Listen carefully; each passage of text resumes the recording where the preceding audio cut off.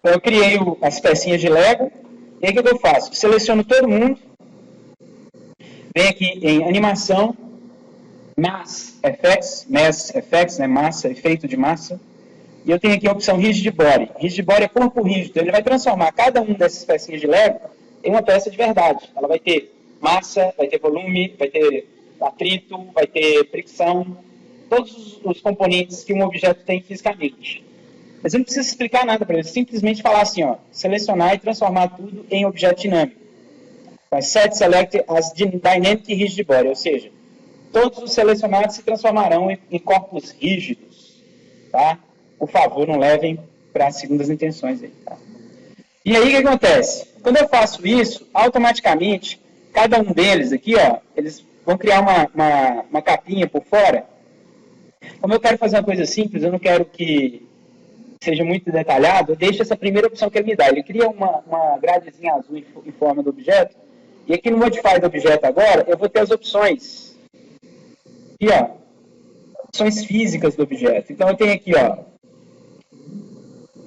forças que vão atuar em cima do objeto. Eu posso colocar, por exemplo, um vento para empurrar esses bichinhos para longe. Eu posso colocar um vórtice para fazer eles rodarem em círculos, tá? O Max tem isso. Nesse caso aqui, eu vou fazer simplesmente eles caírem um em cima do outro, tá? Não vou fazer nada disso. E o que acontece? Esses carinhas que eu estou criando aqui, eles terão características de objetos reais. Então, ele tem aqui, ó, densidade, massa, fricção, etc, etc, etc. Eu posso configurar tudo isso. Só para você entender, se eu fosse animar na mão, esses objetos caindo, eu teria que gravar um quadro dele na posição de repouso, e depois fazer na mão ele descer, depois gravar outro quadro, e depois fazer que canto isso na mão. Nesse caso aqui, o que eu faço? Eu transformei todo mundo em um objeto rígido, vou lá na animação, nas effects, pego aqui utilities, e mando mostrar aqui Show Mass Effects Tools, que é isso. São as ferramentas que eu tenho para controlar essa queda, a velocidade, a gravidade, etc. E aqui, ó, em Simulation Tools, que é o segundo botãozinho, tem um Play. O que acontece quando eu aperto esse Play? Todos os objetos que estão ali, ó, vou colocar eles aqui mais próximos um pouquinho, para a gente poder ver. Quando eu der o Play, o que vai acontecer? Eu não vou precisar animar um por um. A física virtual aqui do Max, ela vai agir em cima de cada uma das peças e fazer eles caírem. Então, quando eu dou play aqui, olha lá, o que acontece? Ele carrega e todos caem e eles têm colisão um em cima do outro. Olha aqui, eu vou colocar mais próximo para vocês verem o objeto agindo. Olha lá, ó. Eles vão cair e eles fazem simulação real. Por que eu estou fazendo desse jeito? Imagina se eu fosse fazer uma peça gráfica onde eu precisasse distribuir vários objetos de forma aleatória, de uma maneira irregular. Para eu montar essa peça aqui, puxando um por um e colocando nessas posições aqui, ó, eu levaria muito tempo, tá? Ou seja, pego um, giro aqui, inclino ali, coloco um em cima do outro. Para fazer isso, você ia demandar um tempo exagerado para poder criar uma peça desse jeito. É claro que depois você pode pegar um por um ali e arrumar como se você estivesse fazendo fotografia, não tem problema. Mas para criar esse primeiro bolo, é muito mais simples você usar a física. Então, uma dica para vocês. Se eu fosse fazer, por exemplo, sei lá, M&M's. Vou fazer propaganda de M&M's. Vou fazer um pacotinho aberto e vou fazer um monte de M&M's espalhado. É uma maneira interessante de você fazer isso, porque é aleatório. Tá certo? Então, uma dica para vocês aí. Aproveitando que eu já criei essa cena, né, eu vou renderizar ela. E aqui, ó, eu posso fazer o seguinte. Só para eu já ficar com essa cena pronta, eu vou dar aqui um Bake All, que é para essa cena transformar tudo em quadro-chave. Pronto. E aí eu tenho o controle total de cada um dos objetos aqui. Ó. Por exemplo, esse primeiro aqui, ó, vou deletar, não quero ele. E vou tirar alguns para fazer minha cena ficar mais bonitinha, tá? Deixar um círculo menor aqui. Então nada me impede de mexer também.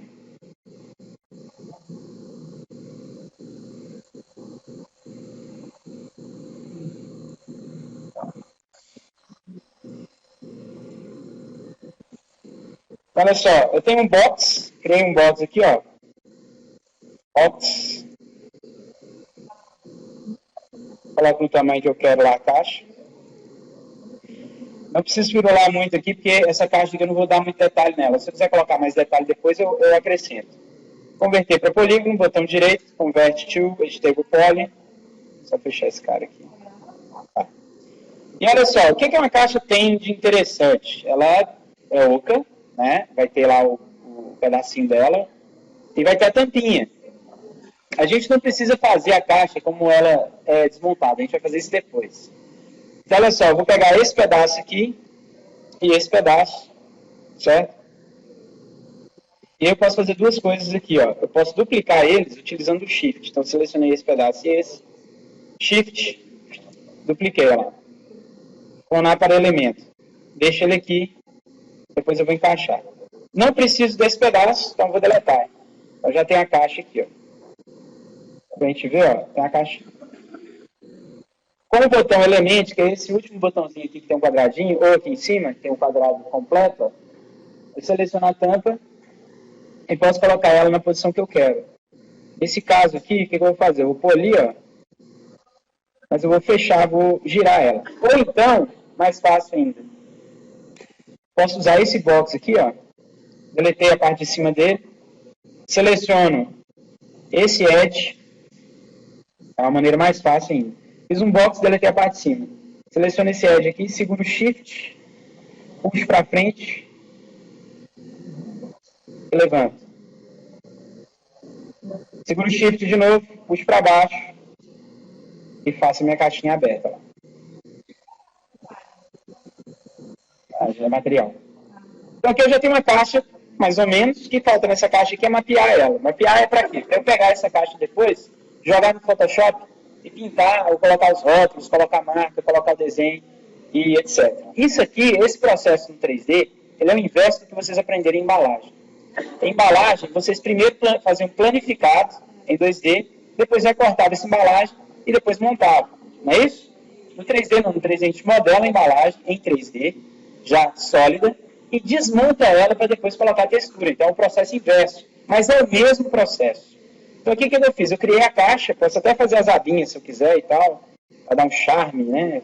Vou selecionar esse aqui, seguro o Shift de novo, puxo, ó, fez a abinha, dou uma escala aqui para poder dar aquela dobrinha, essa mesma coisa aqui, ó, W, Shift, R, diminuo o tamanho, aí fica aquela pontinha de papelão esquisita, ó. Se é que precisa, não precisar, deixa assim mesmo, tá bom. O que eu vou fazer agora? Eu preciso criar uma coisa dentro do 3D que chama material. Material no 3D é exatamente o que é o material na vida real. Se você vai fazer uma faca para cortar alguma coisa, você vai escolher um material cortante. A maioria das facas é feita de quê? Metal. E o cabo da faca é feito de algum material que não seja metal. Na realidade tem também. Mas seria um outro material, como madeira, plástico, etc.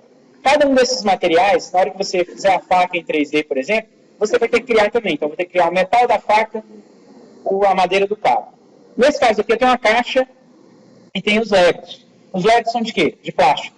Então, eu vou ter que criar um material plástico e um material de papel. Esses dois materiais eu crio dentro do próprio 3D no editor de materiais dele. Cria os materiais para você. Tá? Materiais. Letra M. Quando eu aperto o M, ele aparece o editor de materiais, que é esse aqui.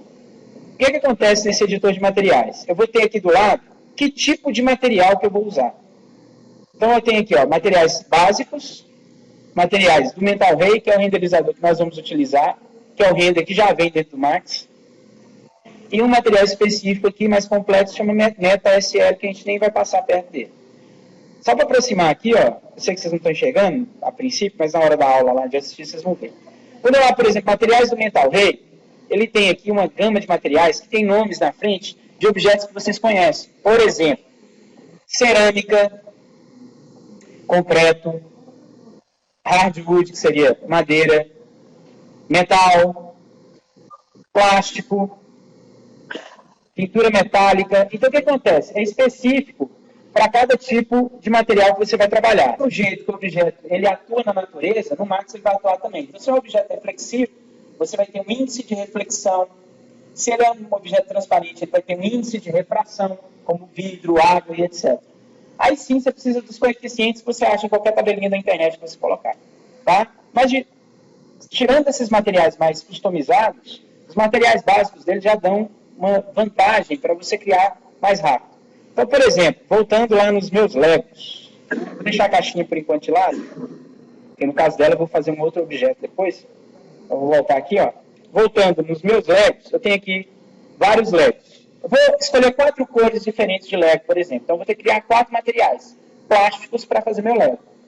Certo? Então, lá no meu editor de materiais, o que eu faço? Que tipo de material que eu vou fazer?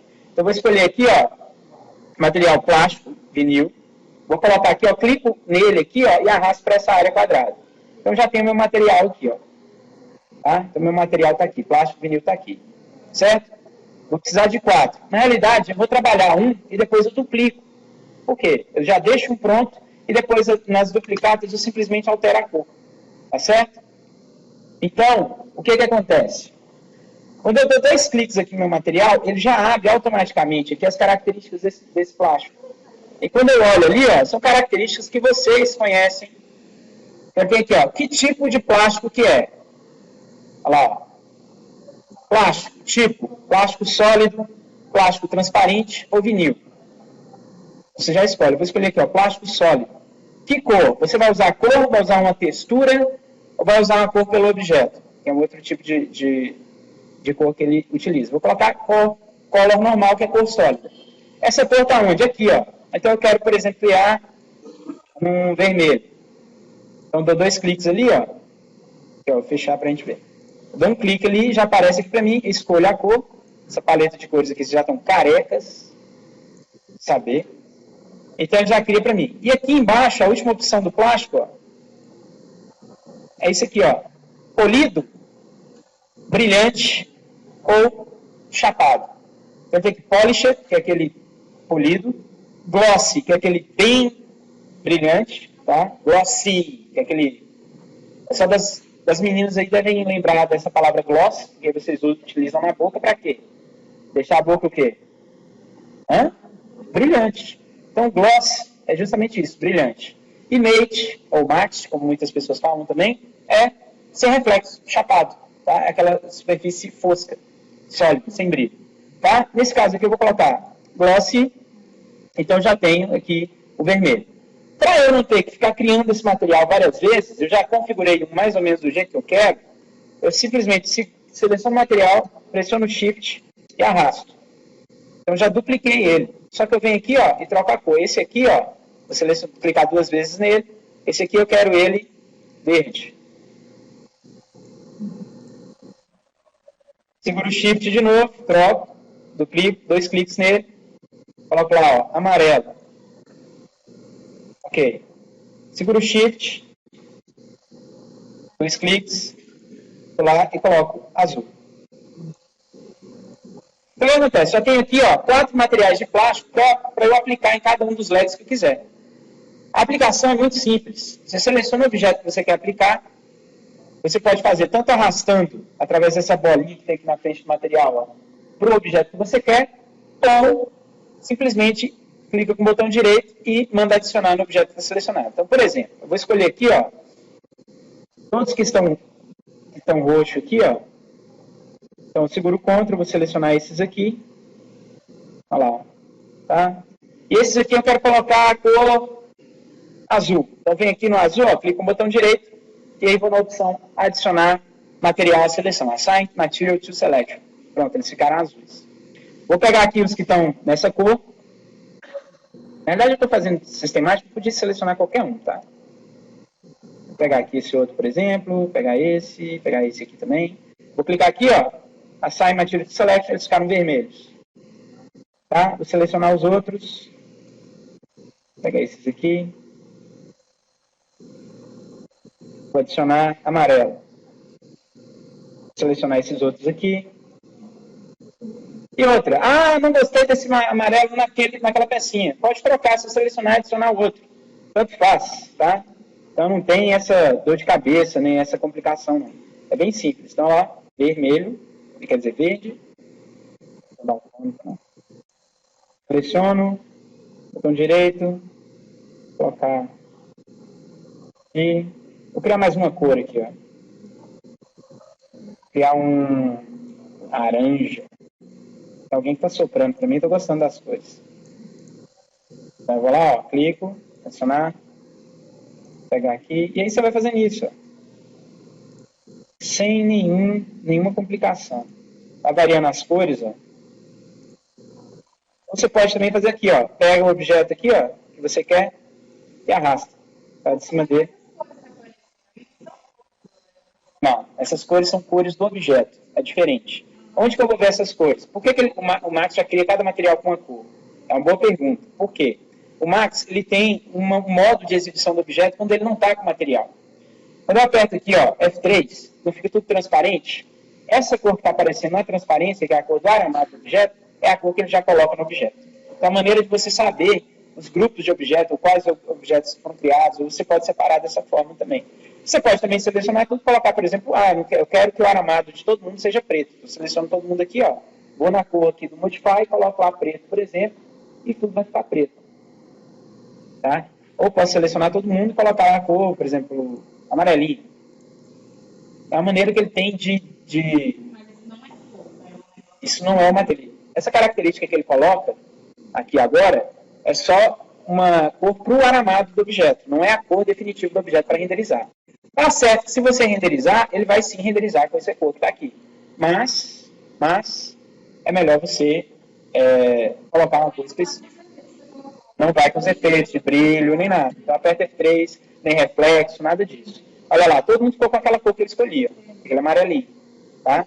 Mas aí agora eu vou colocando os materiais e eles vão trocando de cor. Vem aqui, ó, vermelho, aplico em um. Esse aqui, aplico verde. Aplico laranja. E assim por diante. Então, quando eu já tiver aplicado bastante aí, ó, já tiver feito as variações que eu estou a fim de fazer, ó, materiais. Por exemplo, eu não tenho esse amarelo no material que eu criei. O material que eu criei não tem esse amarelinho. Entendeu? Então, ele não é o material que eu criei de plástico. Então, se tem essa cor, eu tenho que trocar. Então, vou selecionar todos aqui agora. Vou aplicar qual que está com menos aqui. Laranja, exatamente. Olha lá. E eu posso fazer uma variação aqui, ó. Adicionar o verde. Para não ficar muito laranja concentrado aqui, ó. Adiciono o amarelo. E aí pronto. Então já tenho aqui as minhas peças com as cores que eu escolhi. Aí eu tenho esse fundo infinito que eu criei. O fundo infinito não é de plástico. Então eu vou criar uma pintura de parede. Então eu tenho aqui ó, um material chamado Wall Paint. Wall Paint. Wall Paint, pintura de parede. O que é interessante nesse material? Ele é simples de configurar. Então quando eu arrasto ele para cá, ó, eu vou lá nas suas configurações. Dá 2 cliques para a gente ver o preview. Então eu tenho aqui, ó, 2 cliques. Ele tem aqui, usar cor, sim, quero branco. Só que aí eu tenho o tipo de acabamento. Finish, que está aqui, ó, é acabamento. Aí ele pergunta, você quer um acabamento chapado, casca de ovo, eggshell, platinado, e ele vai mudando o objeto aqui, ó, vou aumentar para vocês enxergarem. Perolado, semi-brilhante, ele aumentou o brilho, tá vendo? E brilhante, olha lá, aumentou mais ainda o brilho. Então, eu já tenho o tipo de tinta que eu estou usando. Essa aqui, por exemplo, ó, é uma semi-brilhante. Tá? Mas aquela, uma outra aí, que é aquela lá da pilastra, por exemplo, é a tinta fosca. Então, seria uma flat matte. Tá? Então, eu escolho o tipo. Vou colocar aqui uma... Vou colocar só para a gente entender, ó, uma brilhante. E olha só como é que é a característica. Além do acabamento, ele tem tipo de aplicação. É pintura de parede, não é? Vocês pintam parede com o quê? Rolo, o que mais? Pincel. E tem um outro negócio que o pessoal gosta muito de pintar, que é spray. Aqui ele tem. Então aqui, ó, o primeiro, aplicação, rolo. Se eu coloco lá pincel, ele muda o tipo de acabamento. Então o brilho vai ficar diferente, ó. O brilho muda. Se eu coloco spray, ele fica mais uniforme. Então, ele tem até o tipo de acabamento que você vai utilizar. Tá? Então, vou colocar aqui um semi-brilhante. Vai ficar um semi-brilhante, não, um perolado. Tem um pouco menos de brilho. aplicado com rolo. Ele fica menos uniforme. E aí o que eu faço? Eu quero aplicar isso aqui no meu fundo infinito. Mesma coisa. Pego ele aqui, ó. Seleciono o fundo, botão direito, adicionar a seleção. Assign Material to Selection. Pronto. Já apliquei. Certo? Eu vou deixar essa caixa escondida aqui por enquanto. E o que eu faço agora? Eu já apliquei os materiais, porém, o que a gente vai fazer? A gente vai tirar uma foto disso. Para tirar a foto, eu vou criar uma câmera, vou colocar a luz, e depois vou tirar essa foto através do render. A gente chama de render. Tá? Então, para criar uma câmera, é muito simples. Você tem duas maneiras de criar a câmera. Posiciona a perspectiva na posição que você quer que sua câmera fique, a princípio. Então, aqui eu coloquei, ó, foquei. Mas ele aqui, a princípio, está escrito perspectiva. No Max, se eu pego a minha perspectiva aqui, ó, e dou Ctrl C, ele transforma essa perspectiva em uma câmera. E aí, o que eu vou ter aqui, ó? Os parâmetros de câmera no Modify. Como já está selecionada a câmera, só para a gente enxergar, ó, ele cria a câmera aqui, ó. Olha lá, o íconezinho da câmera está aqui. Seleciona a câmera, aqui eu tenho o quê? Os parâmetros de câmera. Tipo de lente, profundidade, né? Profundidade de campo. Então, se eu for usar, por exemplo, uma lente de 15 milímetros, grande angular, eu venho aqui, ó, já tem essa lente no estoque. Olha o que acontece com a minha imagem. Já deforma, né? Já dá aquela deformação da câmera. Ah, não, vou usar uma de 200 milímetros, é uma tele. Ele vai lá e aproxima. Então, eu tenho uma câmera de verdade. E tenho o quê? Uma lente que eu posso ajustar de 15 a 200. Seria uma lente desse tipo que eu tenho dentro do Max. Agora, eu posso ter mais tamanhos aqui? Sim. Tá? Você pode vir aqui na lente, ó, e aumentar ou diminuir. À medida que você diminui, você cria aquelas lentes, né, grande angulares que pegam muito espaço. Nesse caso aqui, como é para produto, eu vou usar a velha e boa 35 milímetros. Tá? Vou aproximar um pouco mais aqui. Então, eu posso usar esse botão que tem aqui embaixo para aproximar a câmera. Ok. Mãozinha para poder ajustar. E aí, quando eu tirar a foto, ou então clicar nessa chaleirinha aqui em cima, ele vai gerar a foto para mim. Ó. E a quantidade de luz vai demorar mais para renderizar. A renderização vai influenciar várias coisas aqui. Primeiro, tamanho da imagem. Segundo, quantidade de objetos. Terceiro, tipo de material que você está usando. Se tem reflexo, transparência. Porque isso aumenta o cálculo. Encarece o render. Tipo de luz e tipo de sombra. Então, tudo isso, quanto mais você coloca desses parâmetros, mais caro fica o render. Ou seja, mais demorado fica. Tá? Então, aqui eu não coloquei nada, mas também não configurei nada. Então, vai demorar um pouco mesmo. Então, eu vou fazer minha iluminação. Então, eu vou deixar minha câmera de lado. Vou criar aqui uma outra perspectiva.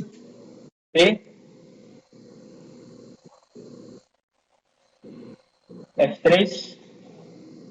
E aí, ó, para criar luz, no menu Create, eu vou ter aqui, ó, luzes. Tem aqui, ó, lâmpadazinha. Certo? Vou pegar aqui luz fotométrica. Vou colocar aqui, ó, Target Light. Por quê? Eu posso mirar com essa luz.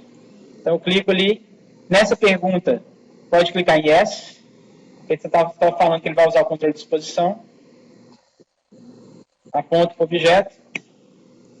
Posiciono ela, ó. Eu já tenho uma luz aqui na minha cena.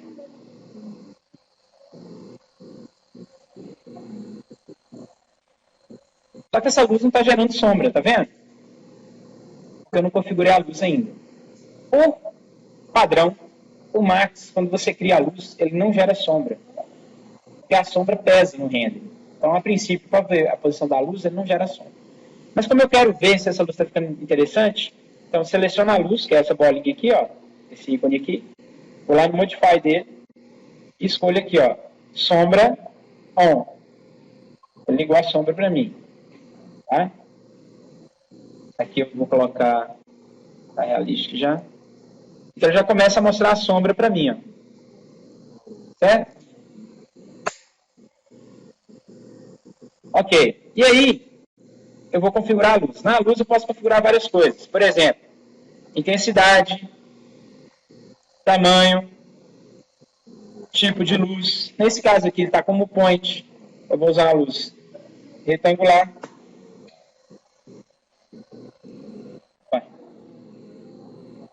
Retangular. Então ele fica retangular lá, como aquelas luzes de estúdio. Mexendo o tamanho aqui.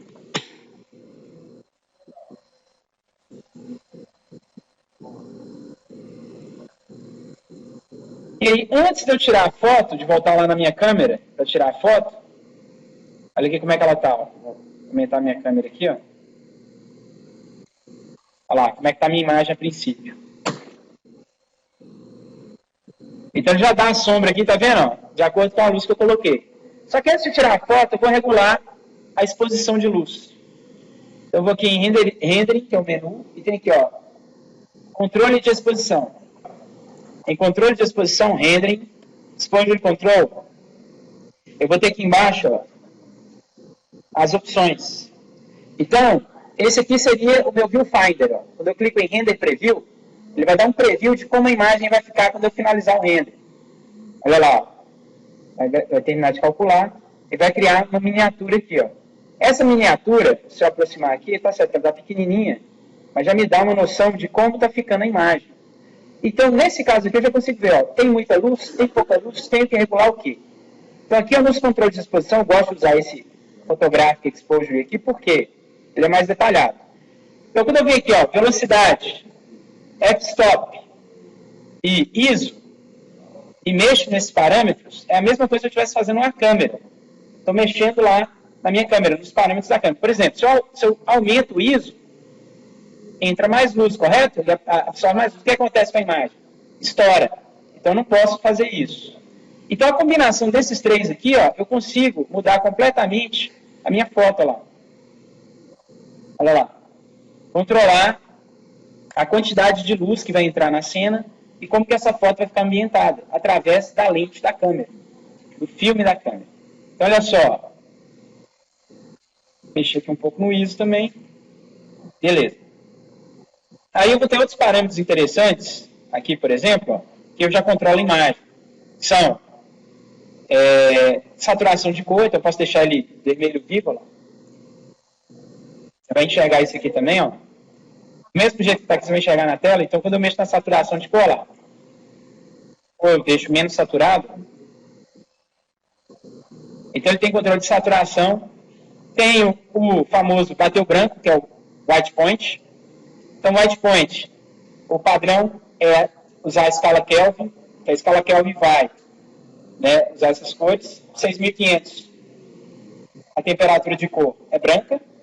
Abaixo, o que acontece com a minha escala Kelvin? Quando eu diminuo, ele fica azulado, e quando eu aumento, ele fica amarelado, sem eu precisar mexer na luz. Tá? Isso aqui ele usa a escala Kelvin, depois vocês podem dar uma pesquisada aí. Olha lá, ó. Vai ficar amarelado. Ou eu posso pôr um parâmetro aqui abaixo dos 6.500, ele fica azulado. Vou colocar um pouquinho acima, para ter um certo envelhecimento aí.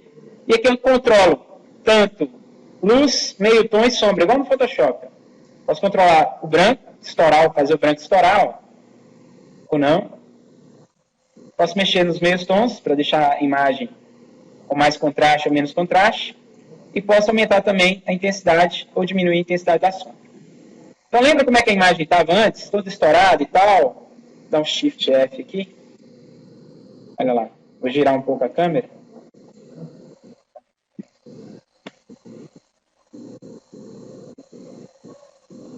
E quando eu renderizar agora, que é clicar aqui na chaleirinha, olha como é que a imagem vai ficar diferente.